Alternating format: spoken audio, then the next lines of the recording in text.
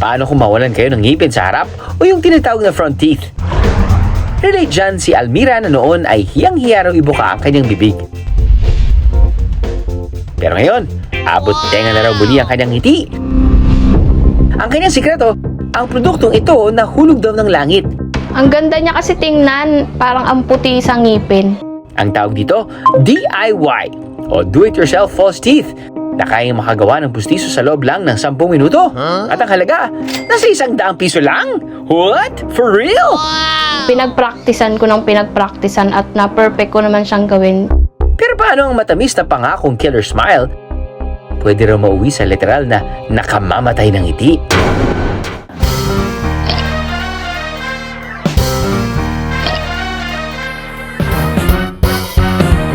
Patingin nga ng ngiti niyo mga kaha.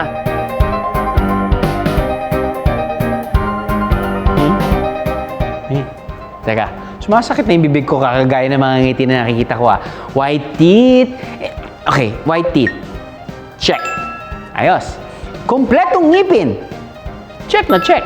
Ano pa ba? Sorry. Ito raw ang pamantayan para achieve ang killer smile. Pero ang ilang mukhang nagkamali ng sinubukan, kaya ang kanilang ngipin mukhang mas malalagay pa sa alanganin.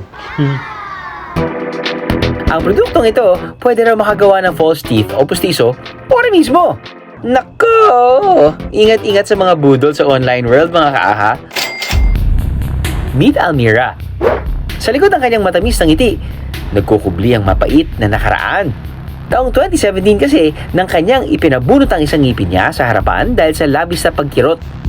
Kaya naman ang root canal kaso syempre pricey. Kaya pinabunot ko na lang. Yung dentist nga halos 1 oras nag-antay baka magbago daw yung isip ko. Kasi nga front teeth so pangit daw bunutin.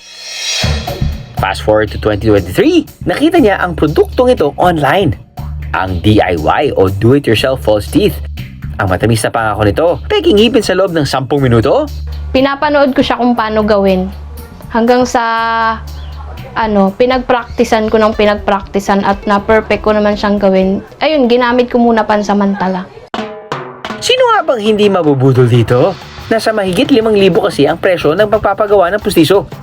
Samantalang ang DIY pustiso, nasa halos 100 piso lang ang halaga. Ang ganda niya kasi tingnan, parang ang puti sa ngipin. Yung pustiso ko ay sumikip, kaya pansamantala yun muna ginamit ko. Pero ingat sa pag-a-add to cart. Dahil baka ang produkto mabili nyo, hatid pala ay peligro. Budol is real. Isa nito ay maaring fad siya. No? So fad meaning nauuso, kung tingin nila is marami ang gumagamit, parang nagkakaroon din sila ng pressure to conform doon sa fad na yon.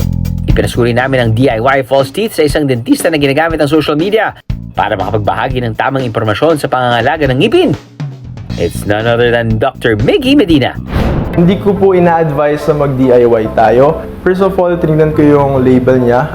Walang maayos na content doon. And number 2 is, hindi siya FDA approved. I highly do not recommend na gamitin nyo to. Kasi instead na makamura kayo, mas mapapamahal din kayo in the long run. Kasi nakakasira siya ng teeth natin, ng gums natin. Okay.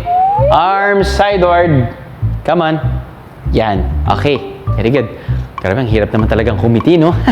Hirap kumiti kapag one seat apart o kaya naman fill in the blanks ng ating mga ngipin.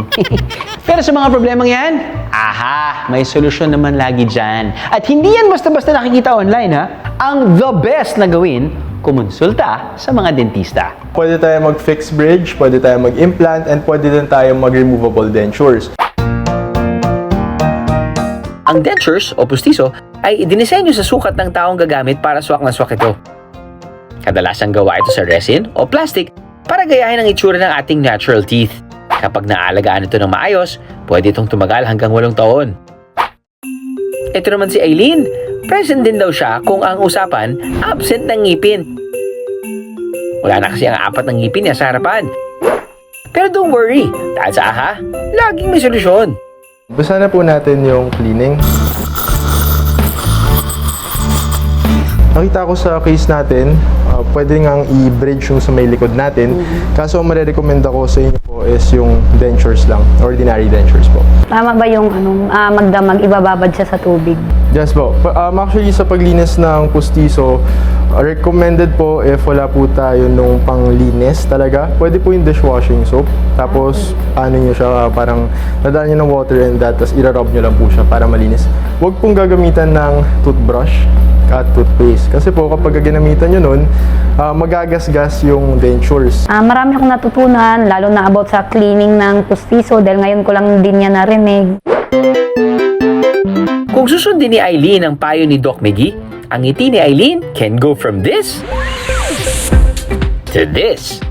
Payo ng eksperto, tigilan ng maling pakikiuso at maling pagtitipid at doon lang dapat sa ligtas na pustiso. Sa panahong one click away na lang ang mga solusyon, huwag basta-basta magpapabudol. Dahil baka ang matamis na pangako ng mga murang produkto, habit pala ay mapait na problema at baka malagi pa tayo sa peligro. Aha! Oh,